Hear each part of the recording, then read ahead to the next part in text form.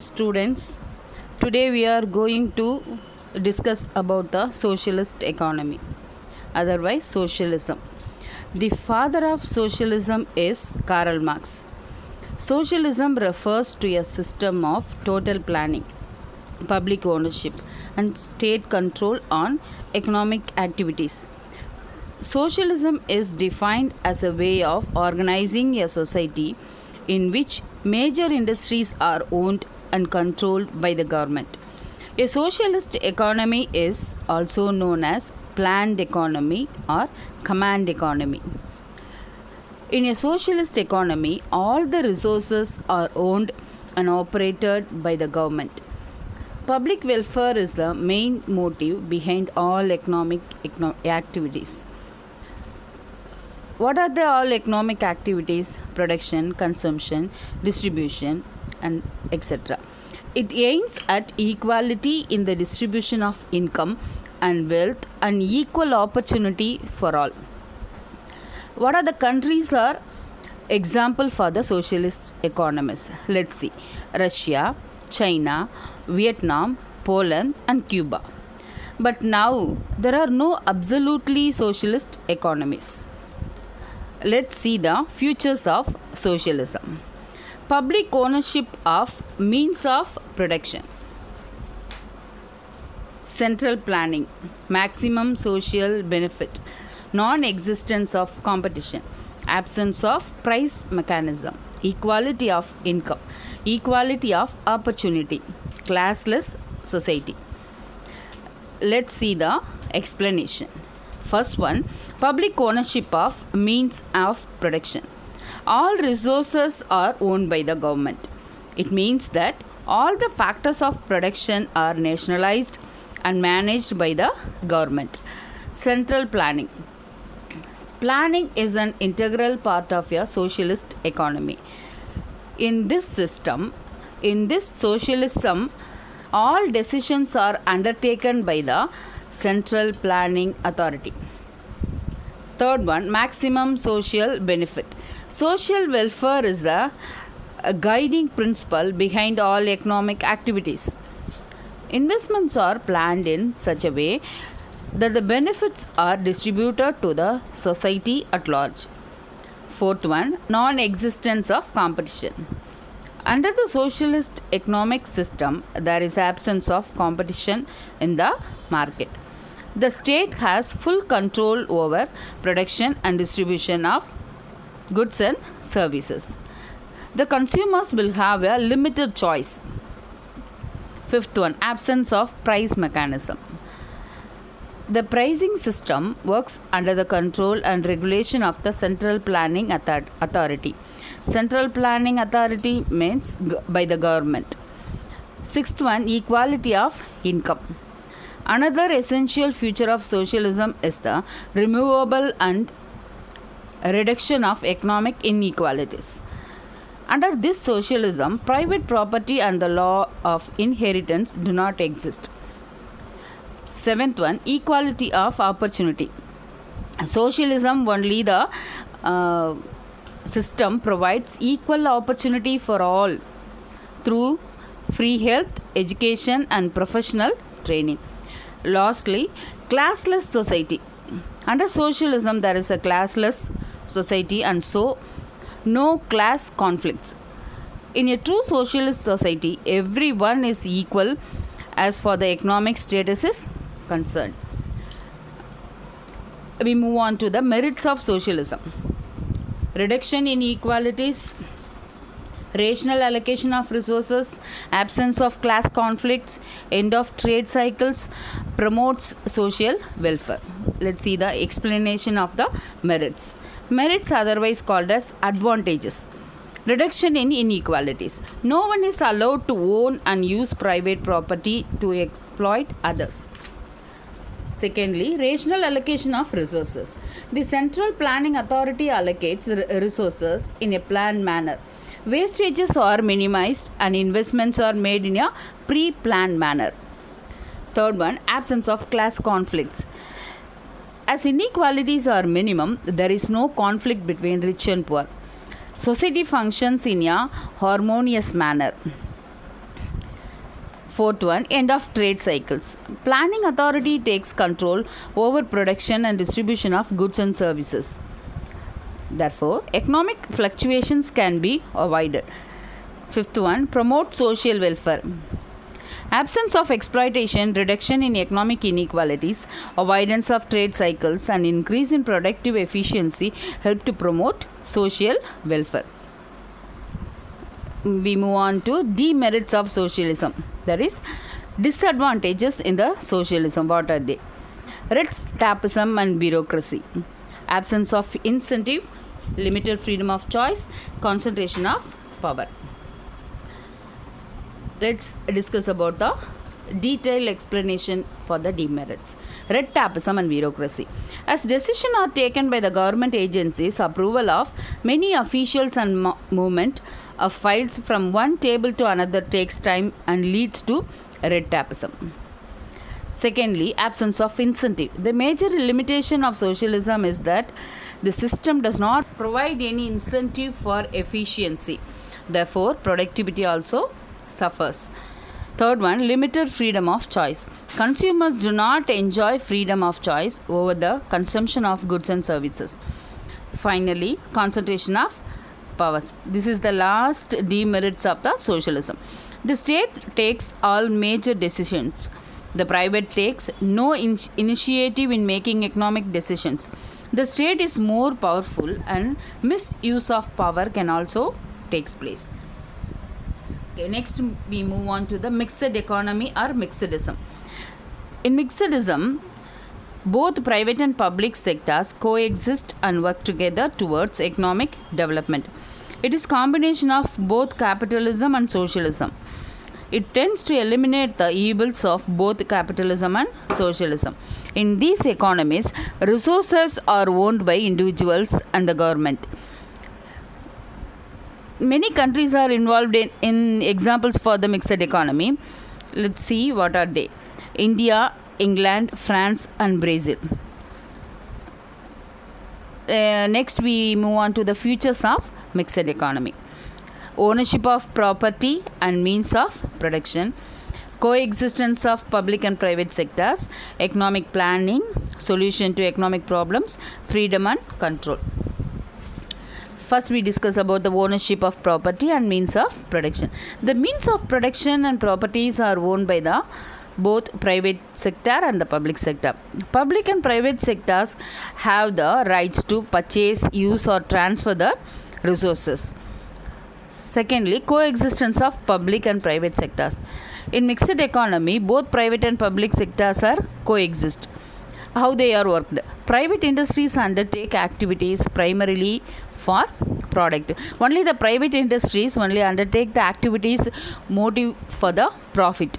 Both public sector firms are owned by the government with a view to maximize social welfare. Private sector maximize self improvement, that means profit motive. They work only for the profit motive, but the social with a view to maximize social welfare. Third one, economic planning. The central planning authority prepares the economic plans. National plans are drawn by the government and both private and public sectors abide. In general, all sectors of the economy function according to the objectives, priorities and targets laid down in the plan. Fourth one, solution to economic problems. What are the problems the economy faced? The basic problems: what to produce, how to produce, for whom to produce. How to distribute are solved through the price mechanism as well as state intervention. Sixth one, freedom and control. Private has freedom to own resources, produce and good services and distribute the same. The overall control on the economic activities rest with the government.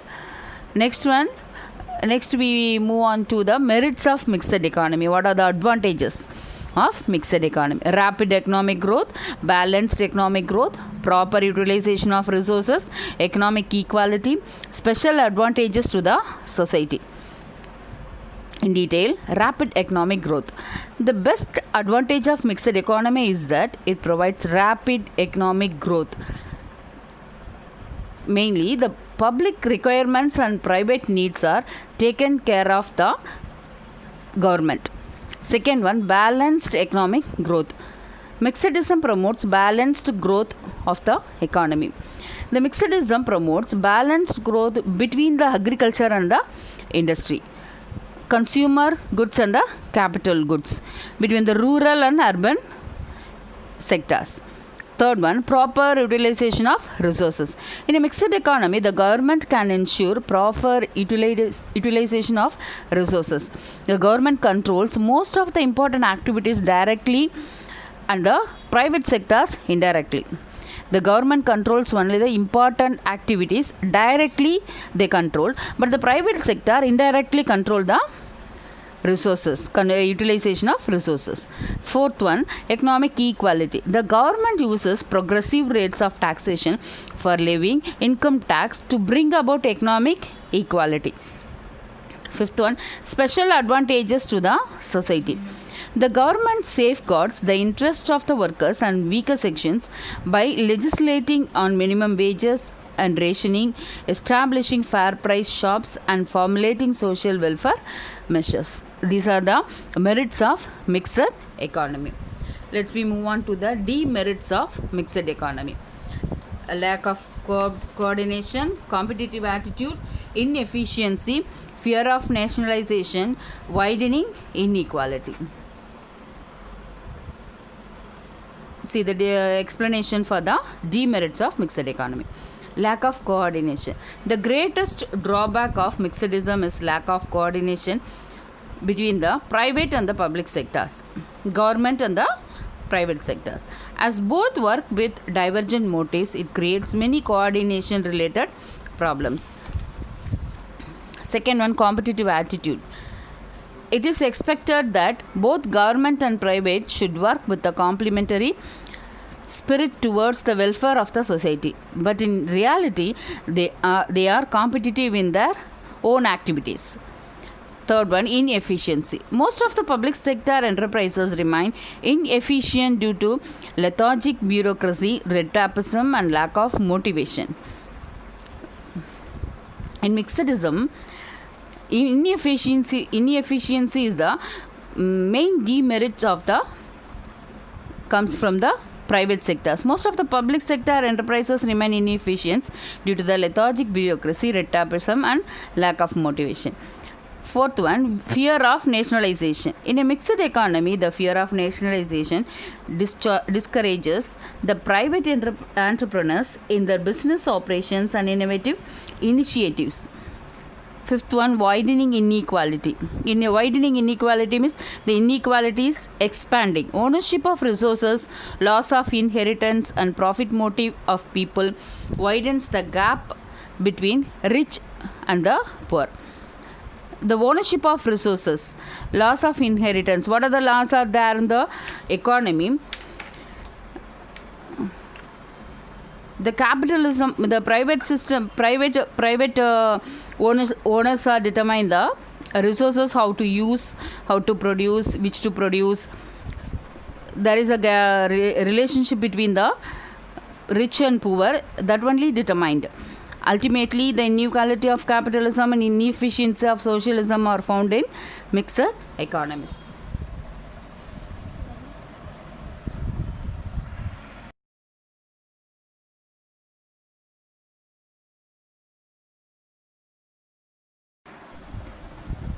Students, next we going to discuss about the comparison for the three economic systems: socialism, capitalism, and mixedism. Mainly the 8 features are comparatively in the capitalism, socialism, and mixedism. First, we are going to know about the what are the features: ownership of means of production, economic motive, solution of central problems, government role, income distribution, nature of enterprise, economic freedom, and major problem. Under these features, how they react, how the three economic systems are reacted. First one, ownership of means of production. What are the means of production? Land, labor, capital and organization are the factors of production. They mean about the ownership of the factors of production. Under this future, capitalism is working in private ownership. Socialism is working in public ownership. Mixedism, they are work together, private and the public ownership. Nextly, economic motive. In economic motive, capitalism in under the profit motive, socialism in under the social welfare. Mixedism, there is a two motives, social welfare and the profit motive exist in the three economic systems. Thirdly, solution of central problems.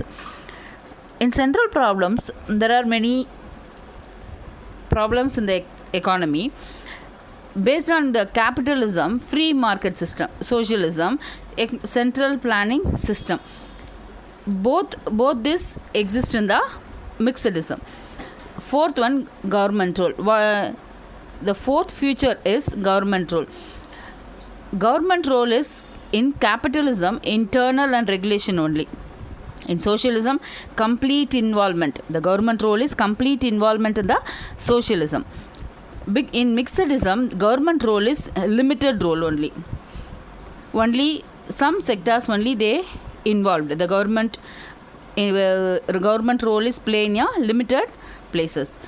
Fifth one, income distribution. Under this income distribution, capitalism unequal. They distribute the income based on the unequal level. In socialism, equal distribution in the income distribution. In mixedism, less unequal, below the equal level. Sixth one, nature of enterprise. Under this feature, capitalism is private enterprises. In socialism, government enterprises. In mixedism, both are exist, both private and the state enterprises. Seventh one, economic freedom. In capitalism, complete freedom in the economy. Their work are owned by the capitalism. Socialism, lack of freedoms. Freedom is less than the capitalism. Freedom is less compared to the capitalism. Socialism is lack of freedom. In mixedism, limited freedom only allowed. Last one, major problem. Under this future, capitalism working in inequality, socialism inefficiency. Inequality and inefficiency. In socialism, why the inefficiencies exist? This one is the major problem in the socialism. The private workers work lot of works, they not express the efficient work. So the inefficiency is big problem in the socialism. In mixedism, both are exist. Inequality and the inefficiency exist in the mixedism. These are the features and comparative study of the economic systems. Thank you, students.